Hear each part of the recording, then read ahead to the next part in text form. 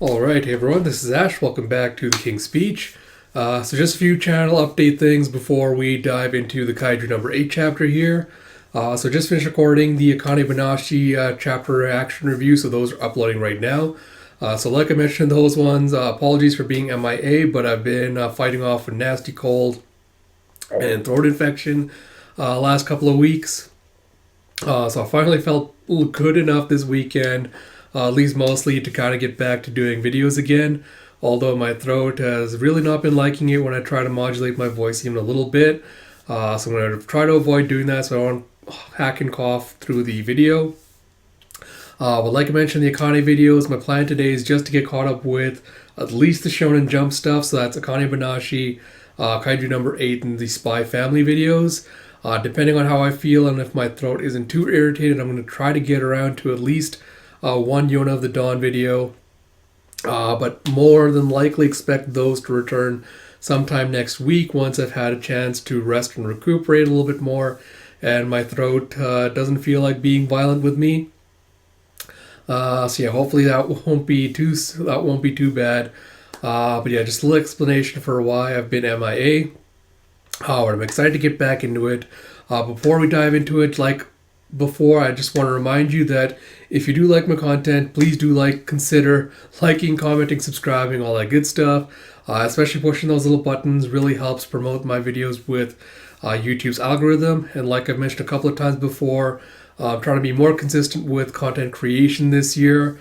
And so anything you'd like to do to help me grow my channel's reach would be greatly appreciated. So without further ado, let us get into it with Kaiju No.8, Chapter 79 by Naoya Matsumoto, with translation by David Evelyn and lettering by Brandon Bovia.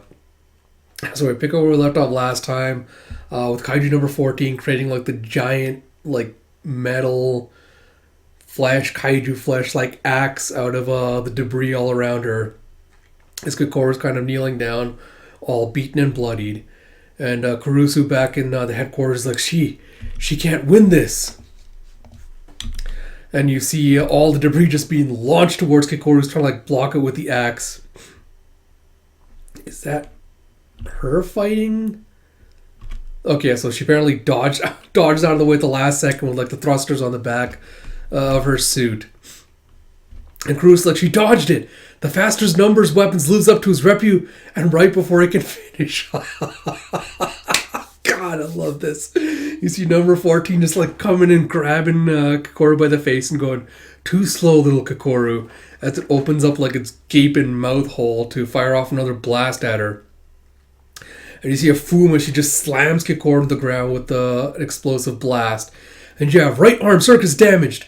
It's run a bypass to connect them. Its next attack is coming. And Cruz was I have to support her. I couldn't save General Director Shinomiya. I'll be damned if I let his daughter die too. I'm going to try to cut back on the screen because I can already feel my throat getting irritated. And you see a shim shim shim there's more laser blasts flying towards Kikoru and she's trying to block all of them. And you have right leg and left flank armor damaged. Fractures to ribs and arms. Hemorrhaging is spreading. Emergency treatment via the suit isn't sufficing. He's damn it, we can't keep up. It's breaching numbers weapons force shield at max level it's nothing. It's it's no good. Director General, at this rate, Officer Shinomiya is going to... And you have Baldy going, "We can't afford to lose our future linchpin here." He goes, "We have no other option. Lower headquarters defense level by 2 degrees and send reinforce..." And you hear, "Wait, please." As Kokoro's number 9 wouldn't hesitate to capitalize on a crack in our defenses. "I'll beat this thing." And Cruz is but Officer Shinomiya." And Kokoro just blood dripping down her face. Is "I'm so close." Is close to what? And you see unleash combat power level 88%. And Cruz is huh? 88%? You have just a little further. And I'll be able to catch up. God damn. And she sees an image of her mother wearing the suit, standing in front of her with a little, bladed weapon. And Cruz is catch up? And Baldy's "No, don't tell me.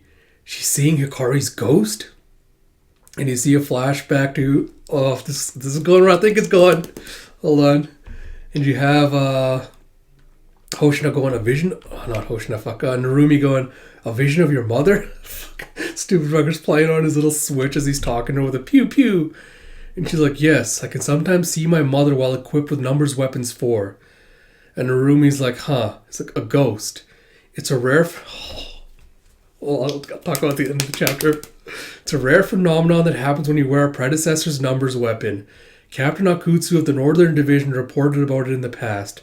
The reason behind it is still being explored, but it's understood to be the memory of the identified kaiju being used in the core. And Kokoro's like, the memories of mommy that number 4 holds? I've seen her run off so many times, but I haven't been able to catch up to her once so far. She always delivers swifter and more accurate and more powerful blows than I could ever muster. And you see a flashback to her like exchanging blows with Narumi. As there's like a ugly ass like kaiju blood floating nearby. She's like, the look on its face is saying it could have done a better job with mommy instead. It's like the gap between us is so small, and you see her just like trying to reach out and touch it. It's like I can almost touch her with my fingertips. And you see number 14 coming in with a punch that Kokoro just barely dodges. I love how you're seeing like Hikari's shadow like being superimposed in front of Kokoro and just seeing like just being like a little bit offset when she's copying the movements. Oh, I really love that effect. And you see a push as when number 14 is lashing out with a kick. You see Kokoro slicing her back and slicing her cheek. And you see 14's getting pissed. She's like, don't let one little fluke go to your head, as she tries to punch Kokoro, who dodges out of the way completely. And she's like, I'll surpass her, and it won't be someday. It'll be right here, right now. Yes. Oh, God. All right. So, the thing... Okay, so, I don't know if you all remember, but way, way, way back when Hoshino was training Kafka in like the kaiju like martial arts, like the Defense Force martial arts. At the very end of that chapter, when they're leaving like the temple area, wherever they were training, Kafka sees like the illusion of like this warrior like dressed like this Japanese armor just kind of glaring at him. And he was wondering back then, was like, oh, what the hell is that? Like, am I seeing something? Like, whatever, it was like it was an illusion or something. And I can't remember what exactly I was speculating back then. I was like, this has to be something. Like, I don't think this was just kind of like a red herring or a fluke or whatever. It was like some kind of creative choice. I feel like this has to be related to something. And I feel like we're getting some answers to it a little bit. I have to go back. I'll have to go back to the beginning to see like how long exactly the kaiju have been around for, like how long they've been fighting them. Because I think I remember them saying like it's been around since like the Edo period back then. Oh, they had like the samurai and stuff, and you saw like, I vaguely remember there was like a drawing or something of like horses, like samurai fighting kaiju even back then. But for the longest time, I've been speculating and theorizing that, the kaiju that infiltrated Kafka has either was like a human or something that's been experimented on, and it has a grudge against the kaiju and has been trying to get revenge against them for all this time. And the fact that we're getting, like, Kokoro's confirming, like, this idea that there's ghosts in the machine, so to speak.